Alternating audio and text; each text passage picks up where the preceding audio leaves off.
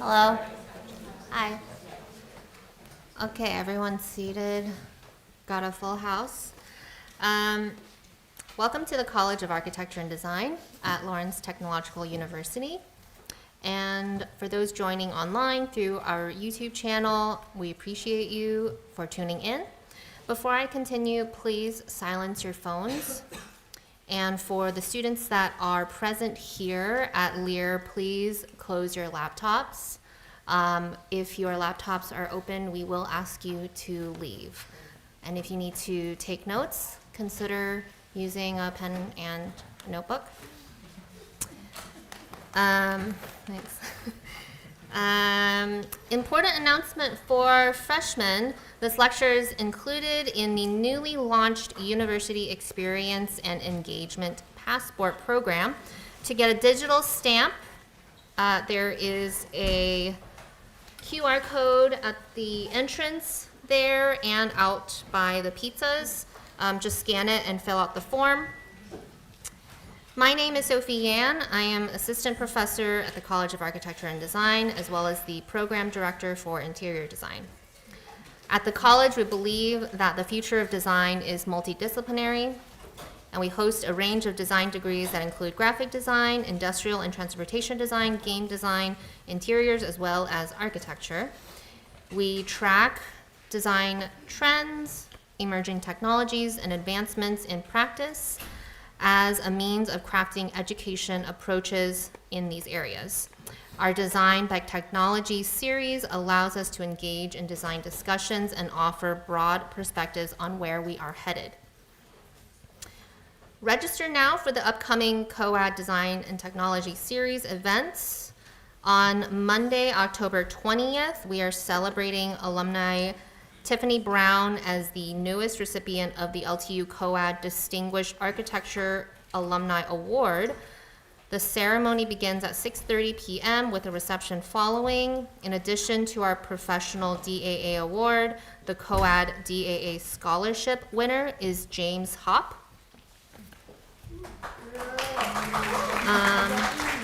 Hope to see you in attendance. Okay, in November, our Design and Technology series continues with a talk by game designer and arts professor, NYU Game Center, Eric Zimmerman. Register for this lecture through the COAD events webpage. This conversational discussion with LTU Director of Game Design and Assistant Professor Aku Yolach will provide our guests with a thoughtfully guided interview. Today, Dr. Tasoulla Hadjiyanni is offering a talk titled Design for Social Impact. Following her lecture, she and I will have a conversation and we'll have time to answer your questions afterward. Dr. Tasoulla Hadjiyanni is the Northrop Professor and Distinguished Global Professor of Interior Design at the University of Minnesota. As a leading voice in the field, her research charts the critical relationship between design and our most pressing social issues, from mental health to social justice. Her significant contributions have been recognized nationally with prestigious honors, including the IIDA Educator of the Year Award. Dr. Hadjiyanni extends her impact beyond academia through powerful public works like the documentary film When You Cannot, which explores the profound connection between heritage, memory, and displacement. Please help me welcome Dr. Tasoulla Hadjiyanni.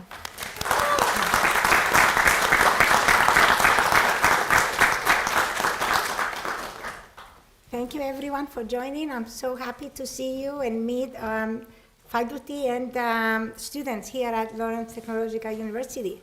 So today I'm gonna share a little bit about my journey into how to activate design for social issues and to have a social impact. And as you know, 90% of our lives is spent indoors. So you can imagine that pretty much all aspects of our lives are influenced by architecture and interior design. And I was able to take a tour around and see that we have transportation designers. How many do we have here?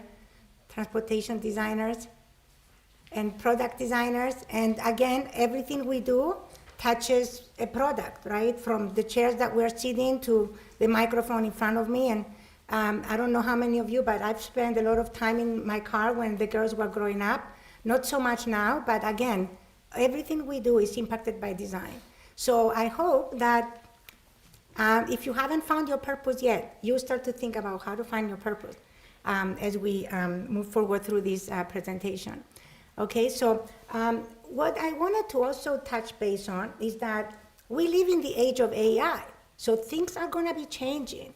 And according to Anish Raman, we need 5 skills, 5 core skills, all right? So they all begin with the C. I'm sure that they did that intentionally, but it's curiosity, compassion, creativity, courage, and communication.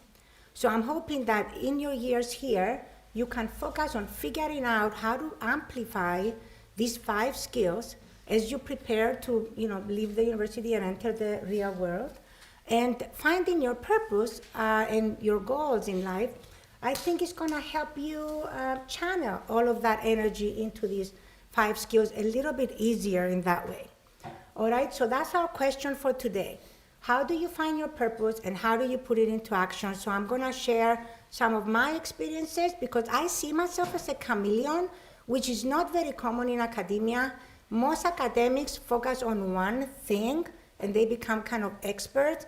And I am like jumping from place to place, depending on what I find in front of me. So I'll share some of those decisions that I had to make and how I did that, and see what comes up from that, okay? Okay, so I am from Cyprus. I don't know how many of you know where Cyprus is, but you can see the little map. There is in a very turbulent region of the world. And so in 1974, Turkey invaded Cyprus. You can see there that the northern part is the Turkish Republic of Northern Cyprus and is recognized only by Turkey so far. Keep your fingers crossed that it will never be accepted because Turkey invaded Cyprus. So we lived in the occupied area and had to flee into the south. So that experience, the refugee experience, marked me because I was a child of war, and it stays with you forever in a way. It never leaves you. So in that way, you can see the picture here from 1974. I am actually this one, sitting right here. I was 10 at the time. And a lot of people from my village followed us because we had a safe place to go. And that's why you see so many people with my family. So when I went to do my PhD, I was thinking that I was going to focus on how traditional architecture can become tourist facilities. That was new at that time.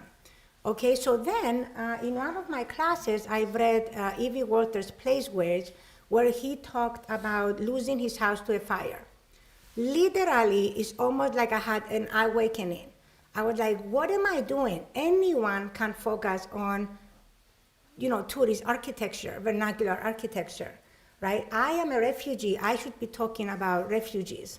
So I automatically went home and called the professor of the class, and I said, can this be a PhD? She said, anything can be a PhD. So I was good, right? All right, so then what I did is that I went back to Cyprus and I interviewed 200 people, 100 families, because I was pregnant with my oldest daughter at the time. And I didn't know, what do I do with this trauma that I'm carrying? Like, do I pass it on? How do I pass it on? What does it mean? So I wanted to hear from other people. And then it led to the book, The Making of a Refugee, which you can see here. What I found out is something that other research with other displaced people can also found out, is that the traumas of displacement do carry forward for generations. So we tend to think about refugees as needing assistance only at the aftermath of an invasion or at the aftermath of a displacement, but that's not the case, right? The traumas carry through for generations. So I'm gonna share how I continued that line of work. So I'm kind of starting a little bit backwards because design and heritage in war is a new research area for me. Like I said, I'm not afraid to jump into research areas I don't know, and that can be exciting, but at the same time can be a little bit scary. So what happened was that I was walking on the beach in Cyprus and ran into one of the people who actually helped restore the church in my village, which, like I told you, is in occupied Cyprus. So in Cyprus, the borders opened in 2004, so many years after the invasion in 1974, right? But to cross the border, you have to show an identity card to the Turkish border agent. So it's a politically charged issue. So in my family, we don't cross because we feel that by crossing, we are acknowledging the occupation of our land. All right, so the people who cross, we kind of don't like them, right? Because we think that they are betraying the country. So I ran into this person who not only crossed, but also helped restore the church. So there was caught in a lot of turmoil, that decision. But I heard his story, and I thought, you know what? I have to do something about this, because it's the first time ever that refugees took initiative and restored a church in an occupied area. And so I felt like it's an important story. It's a story I need to understand. Why did they do that? What does it mean to people who do cross the border and go and attend services in the church? I wanted to kind of unpack it a little bit. And so I came up with When You Cannot. When You Cannot is a documentary film and an exhibit. So I know that I'm also going to talk to you a little bit about like not being afraid to jump on a parachute, okay? So how do you get a story out? Well, I'm definitely not a documentary filmmaker, okay? Definitely not, right? We write as academics. But I figure, okay, how am I gonna capture all these stories? What am I gonna do?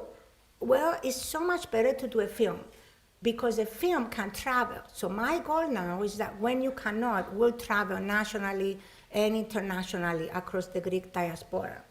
And an exhibit also is easy to travel and is easy to kind of convey.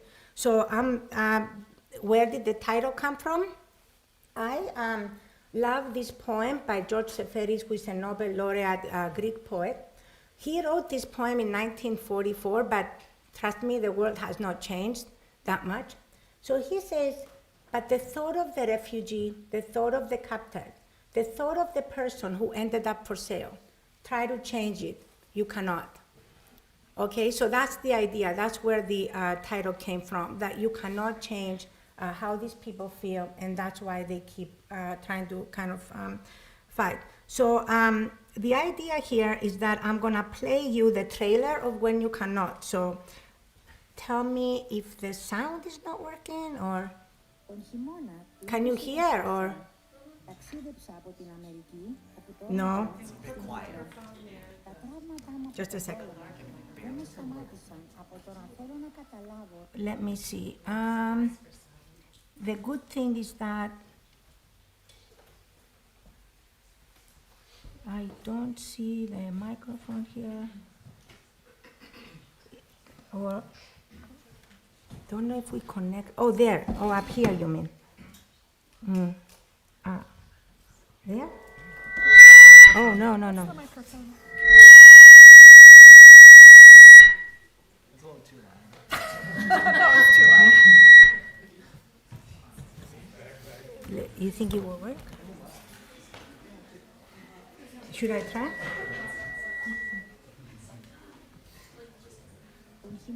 No. Yeah, it's not working. In your settings on your computer. It's okay, because I think, they can see the, oh, Turn this up. is that what it is? Okay, sure, let's try that. Otherwise, you can just read the English. It's in Greek anyway.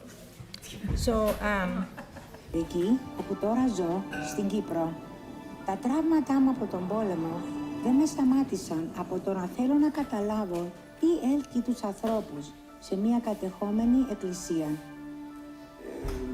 Θέλει να εισάγει και είναι δική σας. Δεν ήταν έτσι η εκκλησία πρώτα. Δεν είναι αυτό που ήταν. Δεν μπορεί να είναι ξανά αυτό που ήταν πριν το 1974, αλλά Ήταν ο σκοπός μας η Εκκλησία να διορθωθεί, παρόλο που ήβραμε πολλές δυσκολίες. Δεν έχω λόγια να το εκφράσω. Όχι, διότι ο πόνος είναι μεγάλος. Κατεχόμενο, δεν μπορεί να πει σε ανήκει μας στη μνήμη μας, στη ψυχή μας. Αν τελικά θα επιβιώσουμε στον τόπο ή αν θα χαθούμε όπως χαθήκαν κι άλλα ελληνικά μέρη.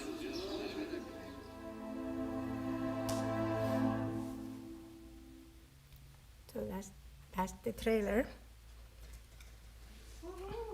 Τον χειμώνα του 2024 Sorry. And then the documentary was accompanied by an actual exhibit at the University of Minnesota in the HJ Gallery. So very similar to your school, but like in the entry lobby is the HJ Gallery. And so if we have time at the end, I can tell you like how the pictures were selected, the size of the pictures. As you can see, we kind of made them large so that you feel immersed into the space and things like that. Okay? So I'm kind of gonna go a little bit fast to go through 4 different projects, and then at the end, maybe we can unpack them a little bit more.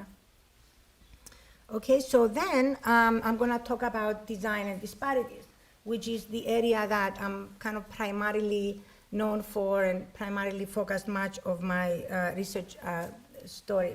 So, like I told you, I'm a refugee from Cyprus, so my PhD focused on refugees in Cyprus.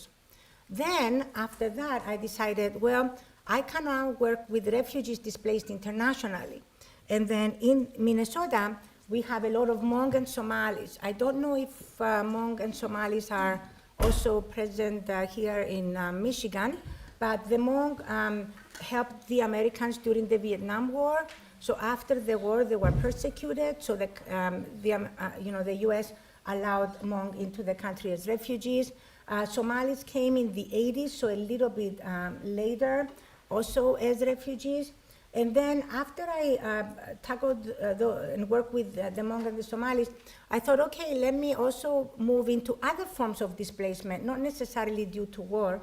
So I looked at Mexicans, who are our largest immigrant group. And then I thought, okay, let me broaden this even more and talk about other groups that experience displacement. And I worked with the Ojibwe and African Americans. So 5 different cultural groups. And I'm gonna give you some resources if you wanna learn a little bit more. But all of those stories were summarized in The Right to Home, which was published in 2019, right before the pandemic. And it argues that home is fundamental to human existence and to our ability to thrive. So having that sense of home is instrumental to you being able to feel safe, to be healthy, to be educated, to have the ability to be a productive member of society, and to feel connected, which now we know is so important to well-being and to longevity, to have that ability to be connected. So I also founded culturally enriched communities as a way to advocate for how design can be used to eliminate disparities. So what The Right to Home argues is that spatial parameters, which is something that is totally in our control, walls, ceilings, floors, windows, materials, storage, impact our ability to construct meaning. Well, how do we construct meaning? It's through how we eat, whom we socialize, how we dress, our religion, which then impacts our well-being, physical, mental, emotional, spiritual, which then can delineate the production of disparities, health, income, educational forms of disparities. So the bottom line is that spatial parameters can support or they can suppress our ability to thrive, which means that we need to be cognizant and aware of the impact of how we design, because in many cases there will be unexpected users and then unintended consequences. So spaces that we design may not be used like what we thought that they would be designed. So for example, I'm gonna just give you an example from chapter 6, which is Ojibwe stories. I don't know how much you have worked with the native community or indigenous communities, but the forced assimilation, forced acculturation that they've experienced has impacted them greatly and continues to impact them. Like we said, the traumas of displacement carry forward for generations. So we have a lot of generations here that are impacted by boarding school era or the fact that they were forced to abandon their traditions, abandon their language, abandon their names, cut their hair, all of those things. So Minnesota natives suffer premature death and violent injury at rates far exceeding those of literally anyone else. Depression is pervasive, and suicide rates among young males are 6 times than any other demographic in this state. And I can tell you that what is mind-blowing is that these same statistics are everywhere around the world, not just in the US, but everywhere around the world when you're dealing with indigenous communities. So it's extremely sad, and something must be done about it. So what I am arguing about here is that in the home, like you can see, this is a home of an elder in the Mille Lacs Reservation, and you can see that she has the sewing machine on the kitchen table because she uses the sewing machine to make blankets. So these blankets they exchanged as a gift during a powwow ceremony, and then by having the sewing machine in the kitchen, sure, it makes it easier because you can lay out the blanket, but her grandkids would stop by, and grandkids would go straight to the kitchen, right, get something to eat. So this way she could also talk to them about whatever she was doing with the Ojibwe language, because she's one of the few elders who speaks Ojibwe. So that's a language that we're now trying to find ways how to revive the language. You can definitely learn more about this. I was invited to give a TEDx presentation. So again, diversifying ways to communicate the same idea. A book is much harder to read, but if you want to learn more, you can just Google my name and TEDx, and it's only, they make you do this in 14 minutes or something. So much more concise, but a stronger and more effective way to get ideas across. We also talked about the importance of exhibits in raising awareness, and so I teach a studio, and then we would exhibit the work of the students in a Loga museum and in the Loga government center, again, to raise awareness about what is it that design can do to help support people's ability to thrive. Okay? That's that. All right. Design and trafficking. That was, when I started this, I can't tell you. What happened was that I was at a lunch with a colleague, and she said, so Tasoulla, are you going to this presentation about trafficking? And I was like, what? Trafficking? What are you talking about? This is in Nepal. Because I literally had just heard about a story in Nepal. I said, this can't be happening in Minnesota. And he was like, oh no, it's happening in Minnesota. So, literally, I had this visceral reaction, literally. My stomach started crunching because I couldn't fathom a 13-year-old being sold 5 times a night, because my daughter was 13 at the time. So I got sick to my stomach. So literally, I left the lunch, and by the time I drove home, which is about 15 minutes, I said, I'm gonna do something about it. And it's not like I didn't have anything else to do, everyone, right? I was already kind of overwhelmed, but I have to do something about it. And then I thought, well, gee, no one is gonna believe me because I'm not in social work. But so what am I going to do, right, with sex trafficking? So then I thought, well, everything happens in buildings, right? It's not like it doesn't happen in buildings. There must be something I can do. So that literally started this journey into design and trafficking, which had grown exponentially. And I can tell you that at the time, I was an associate professor, and my mentor committee flipped out. They said, Tasoulla, you will never get promoted. All right, so you can also have backlash reactions like that. And not only did I get promoted, but this became an award-winning research that is now broadening so much that I'm thrilled to see that other people are kind of helping move this line of work much more broadly. Okay, so thank you so much. There's a lot to be done, a lot to be done. So we started actually by this idea that, hey, it's happening in buildings, so let's see what kind of design characteristics are helping buildings be abused, because buildings are abused. They were not designed for that purpose. Well, in the interest of time, I'll tell you that, for example, if you see this window here, this garden window in this hotel, what happens is that it makes it easy for traffickers because they take out the windows, and then purchasers can enter the room without having to go inside the hotel, right? So they cannot be seen by the reception, and they cannot be seen by cameras. And also, this hotel has 2 parking lots. Again, very easy because you can park right there outside the garden window and enter the room. So we worked with law enforcement and anti-trafficking organizations to work on that and start these conversations around the role that design can do. We also then moved into a website because, like I said, at the time, this is about 14 years ago now, there wasn't that much connection between design and trafficking. So you can go to designagainsttrafficking.com and see all forms of design, from apparel design to graphic design, of course, interior design and architecture, and also organization, anti-trafficking organizations, and learn more about that. And then we also started the When Places Speak exhibit, which to me is a fascinating effort to raise awareness that sex trafficking is happening right here in your area. You just may not be aware of it.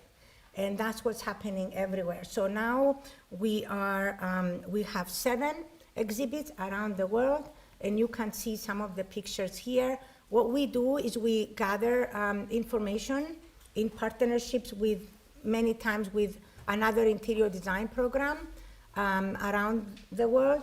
And then we work together. We identify places where sex trafficking gets caught.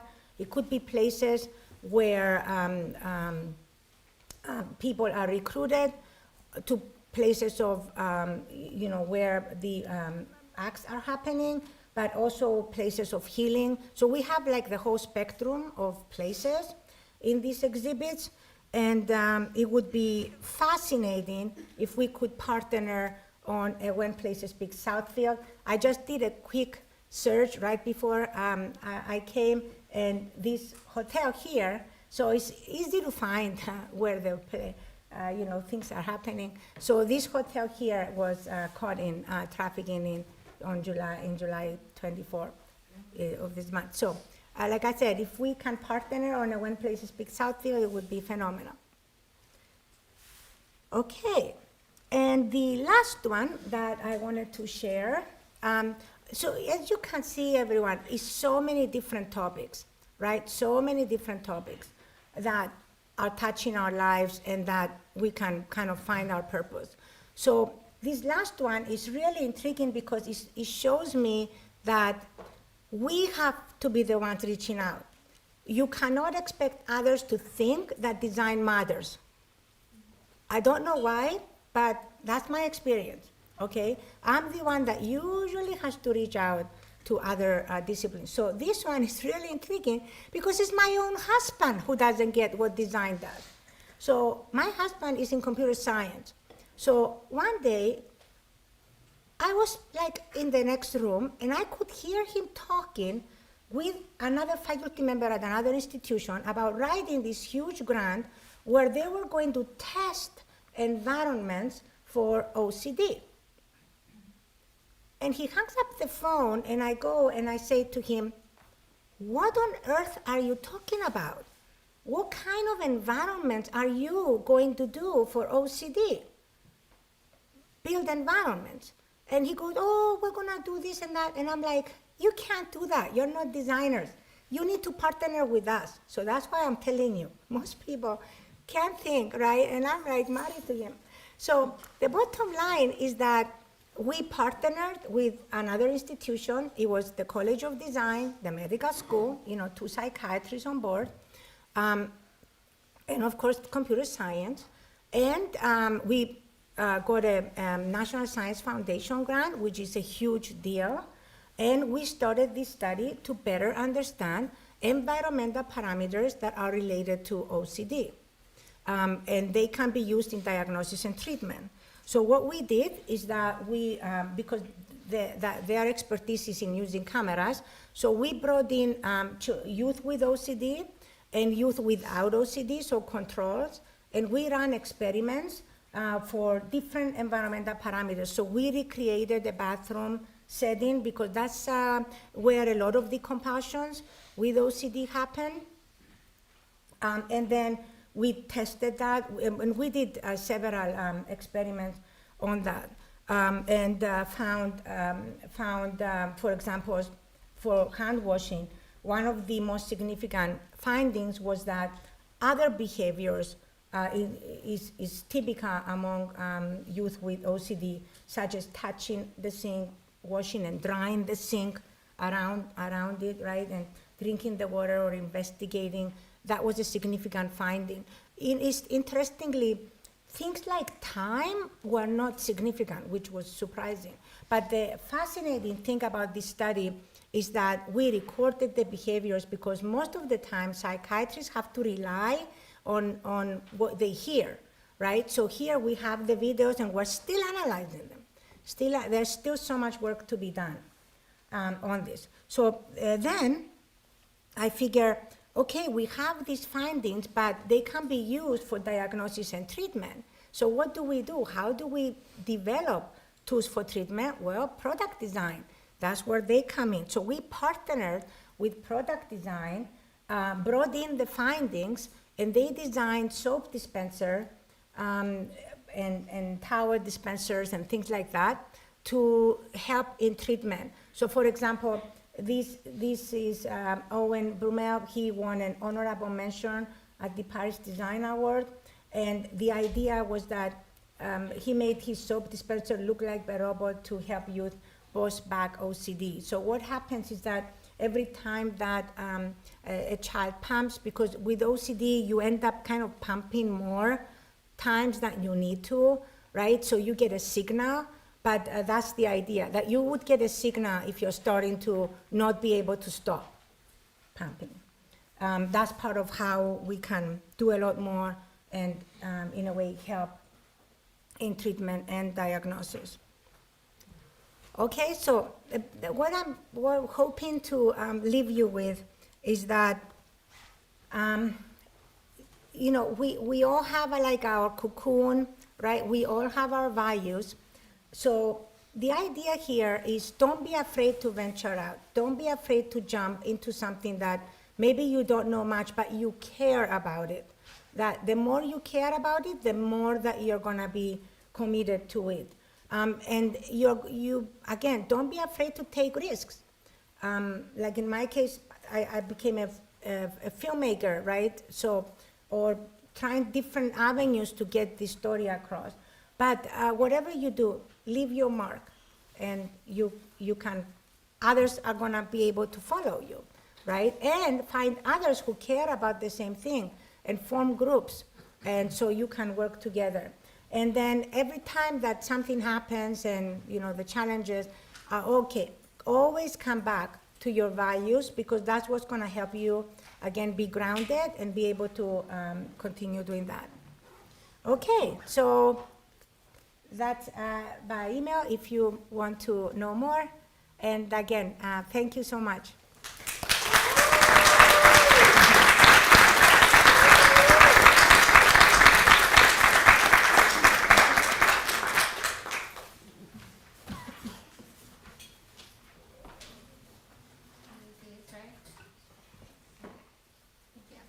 videos for YouTube.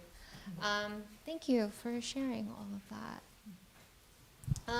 So I want to start off with asking you about the documentary. I imagine it must be difficult to translate these kind of intangible feelings of memory, nostalgia, loss, and grief into making a tangible product, being a film. What were some of the challenges that you faced in doing that? Can you hear me? That's for the stream. Yeah, it's just for the live stream, so it will amplify you. It'll It's working. connect, yeah. Oh, okay. You can hear me now then? Okay. That's cool. Product line. Yeah, it's extremely difficult working with a politically charged topic. So, like I told you, the church and my village are in occupied Cyprus, which means that we have no rights. So the Turks are the ones that determine whether we can host a liturgy in the church. So I had to be extremely careful. It's kind of interesting because when you see a documentary, you think it's telling you the truth.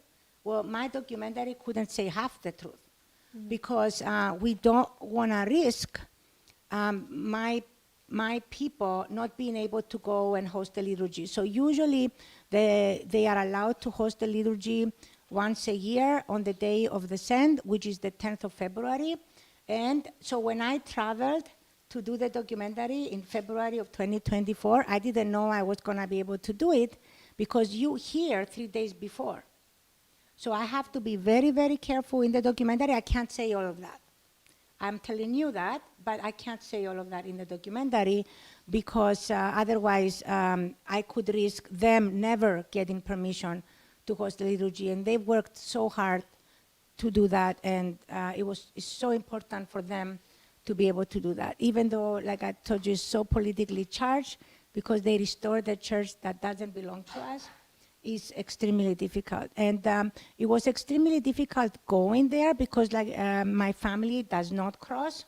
So I had to make a commitment to tell this story, which meant I had to cross. And my family handled it okay because they knew that I wanted to understand it and kind of I put my researcher's hat on to tell that story. And again, it's interesting because we think of photography as a snapshot of reality, right? Well, I don't know if you were able to catch, but the Turks built a mosque right next to our church. Well, I directed the photographer not to take pictures of the church and the mosque together. So photography, because I wanted to kind of recreate my world, the one that I knew, right? Not the real one. So it's, again, using photography as a way to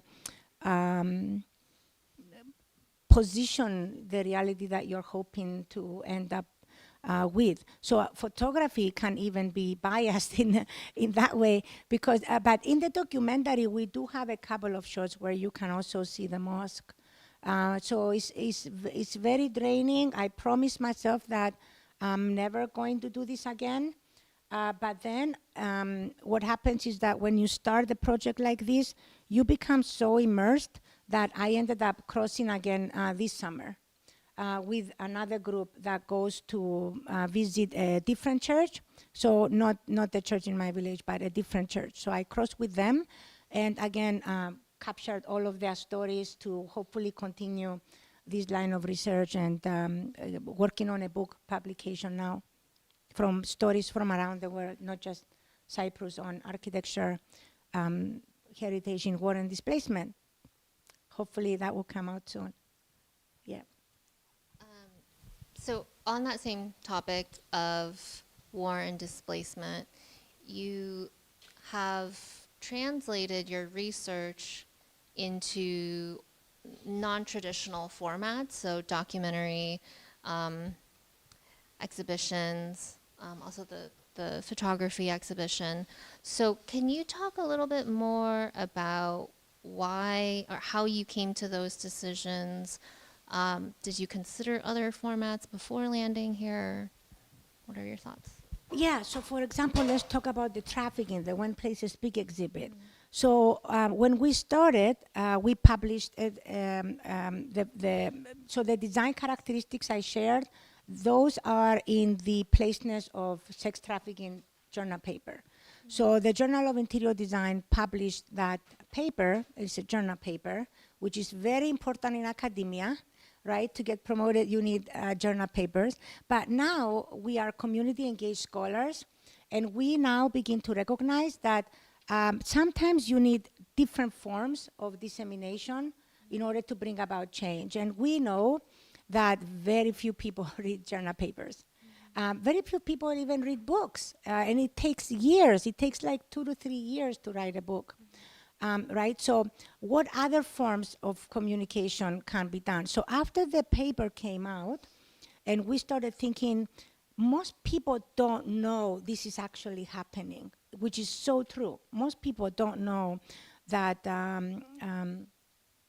girls 13 and boys 13 years old are being sold in Minneapolis for 5 times a night. How do we get that across? And that the people who buy them are everyone and anyone, from teachers to lawyers to priests, right? It's not something that you think is a specific kind of people. All right, so we thought, what can we do? How can we raise awareness? And an exhibit is the best way to do that, because otherwise people wouldn't connect that this is happening here and not somewhere else. All right, so here's the thing. Here's the power of what we do in design, is that the built environment of our cities is understood and known to everyone. Like, I think a lot of you reacted to the hotel I just showed here. So our goal is not to say, is this hotel, so you won't see names of hotels, you won't see like businesses identified in any of the When Places Speak exhibits. That's not our goal. But you will kind of know that this is here. You will know that, and this is here because it is the exhibit is about the place. So people found it so powerful. One visitor said, it's disturbingly brilliant. And that was the first exhibit, When Places Speak Minneapolis. So once you do one, then it kind of rolls, and then you want to do more, and that's how we ended up being global. Yeah, there's a, I think the mundanity in the photos are disturbing, yeah. So a lot of your work can be kind of categorized as this practice of social practice, which, creates tangible material change in the here and now. Separately, we can think of design for social change as oftentimes it comes in the form of speculative design. So oftentimes it's in the future, speculative futures that maybe reflect back to the here and now. But how do you see these two modes of design informing each other, working together? Well, I see them as totally connected. And I want to quote Herbert Simon. I don't know how many of you know Herbert Simon, but actually he won the Nobel Prize in economics. So he's not a designer, but he, I think, gave the best definition of design, and that's the definition that I kind of live my life with. So he said, design is the transformation of existing conditions into preferred ones. So you're constantly having to be aware of what's existing, but you also have to have a vision of the world, where to go. So I see the two as kind of connected, because you have to understand what we're living now in order to be able to say, hey, what can we do? And then at the same time, I know that whatever we're doing for any of these issues that I talked to you about is not going to be solved in my lifetime or your lifetime, right? It's just not. These are huge issues that disparities are happening all over the world. Sex trafficking is all over the world. Mental health is an epidemic all over the world right now. So it's not going to be solved now. And it's not going to be solved only by designers. But the idea is that we can join the efforts. We can be part of the solution. And that's what's important here, right? To know that we can be part of the solution and join forces with others who are also working to find the solution. On your work on design and trafficking, what was the most surprising or misunderstood aspect of the relationship between sex trafficking and design? I think the idea that the two are not tied. When I first started, people just couldn't see the connection between the two until the paper came out, The Placeness of Sex Trafficking. So after the paper came out, then people started to think about the connection. But even now, we're still trying to kind of amplify research. And one of the research areas that we desperately need work, which I think your students are working on, and I'm very excited to hear more about, is healing spaces. You know, in Minnesota, we started out with like 10 beds. And I can't tell you, and I don't mean to be morbid or anything, but when you survive sex trafficking, you have so many issues. I mean, just think about not just mental, but physical, and everything from STIs to your teeth being impacted. And the healing that you need is much longer. It's not something that can be done in like a month or something. So you need beds for longer. And we didn't even have beds, right? So, and then there was absolutely zero research when we started on what does it take for healing environments, transition environments, and especially transition environments for particular groups. Like in Minnesota, we have a lot of our Native community members being caught in trafficking because of the historical kind of sexual assault that they've experienced in boarding schools. Is something that kind of became normalized, and it continues to be happening. And I don't know if you know about the missing and murdered indigenous women. That's a movement that's also trying to raise awareness about that. So now I think a lot more people are doing research on healing environments, so that's also very exciting. Yeah, on that research though, there's a lot of translation that happens, and I'm wondering what difficulties do you face when, dealing with individuals on an interview basis, and how do you translate that to actionable insights relating to design or policy, for example? You mean for the sex trafficking study or in general? Just in general. In general. Well, so for example, I can tell you that for the sex trafficking study, I think it's important to know that when we worked with healing environments, we did not talk with survivors. We did not want to talk with survivors. And we were very intentional about not talking with survivors because they are so traumatized. And these are children. They were 10-year-olds or something like that, that we did not want to kind of traumatize them. And so we tried to work with somebody who was already working with them and use poetry or something else to get to this idea of what they would like. But in the end, it didn't work out. So it's so much time and energy being devoted to getting institutional review board approval, which did not work out.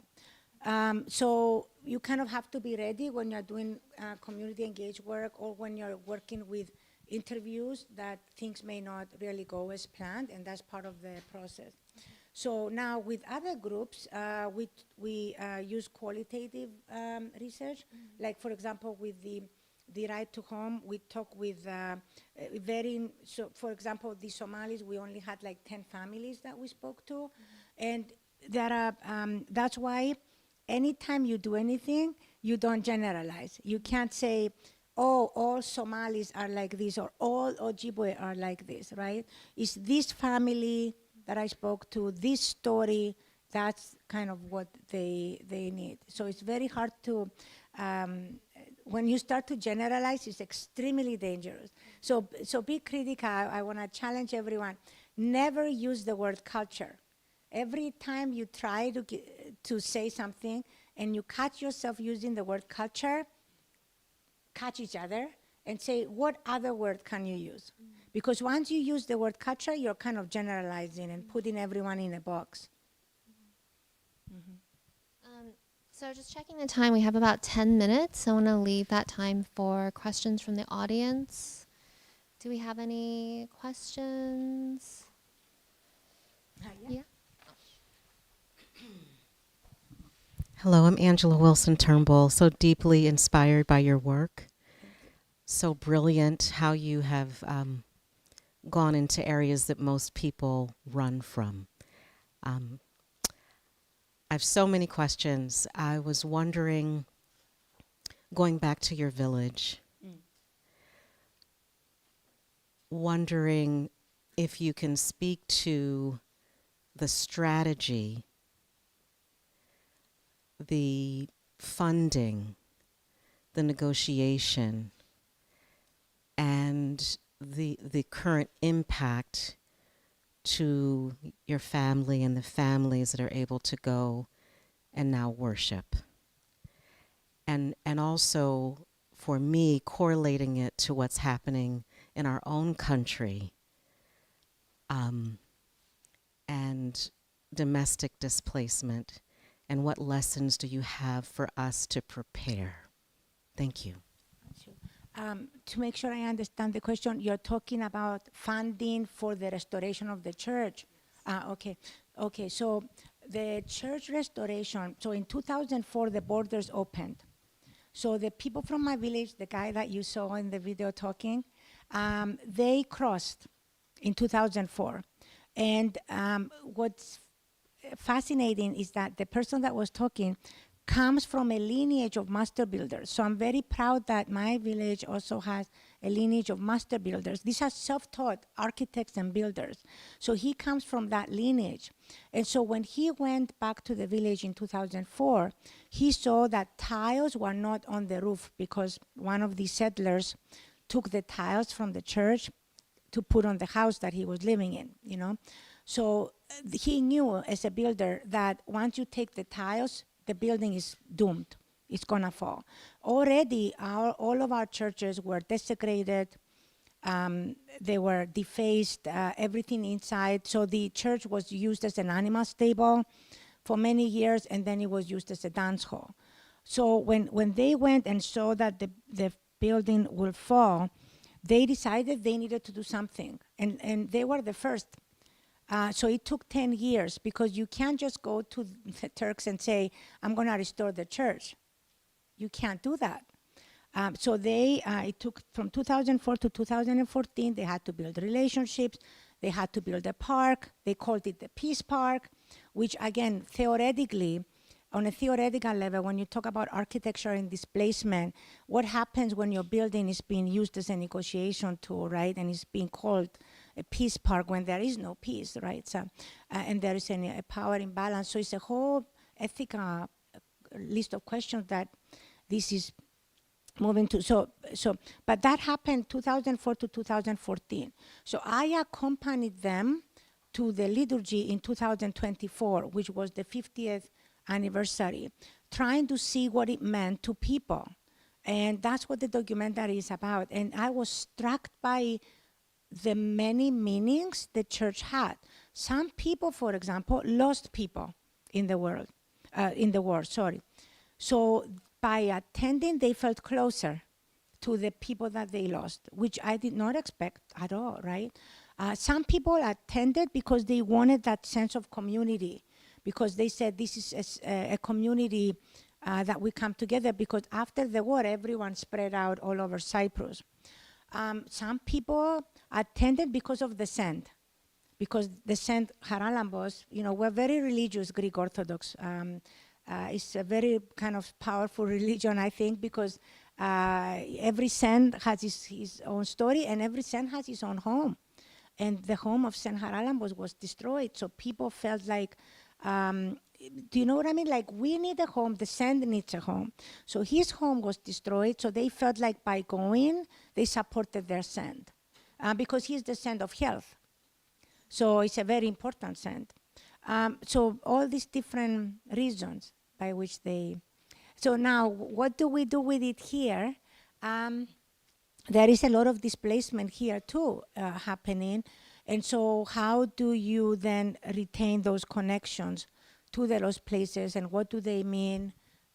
Is I think ties back to maybe some of the same kind of questions. And then who has the power to determine whether you have access to the places and how you have access to the places. So now what I'm hoping is that the documentary gives visibility to the fact that even though we restored the churches, we cannot host liturgies in them.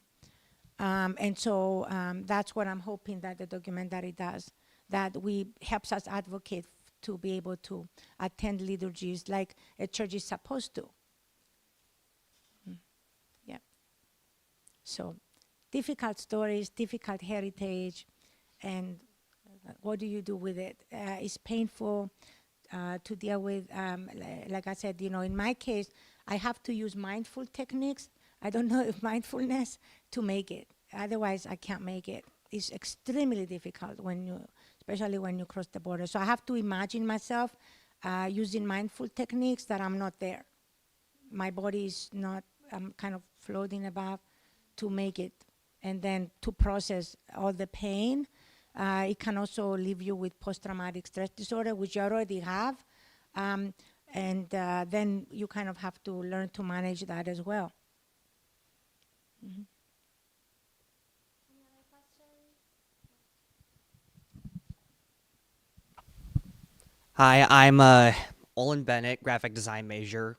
I know we're running short on time, so I'm going to try to make this quick. For context, I've been trying to improve myself mentally, like through certain ways. One of those ways was me trying to write down certain lessons that I've learned over my time of existence so far. And seeing as you seem to have a lot that you've seen and learned, I thought that I might as well ask, what do you think is one of the most important lessons, if not the most important lesson, that you think everyone should hear about?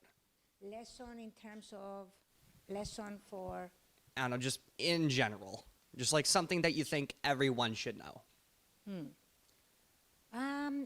Okay, I would say, based on what I've heard you say, is the fact that you're gonna fall, for sure, right? You're gonna fall, you're gonna have people tell you this is not working or whatever, and then you have to always get up. So there's a song in Greek that I love, and I try to play it in my car every day when I go to school, which actually says you're gonna fall 7 times and you will get up 8.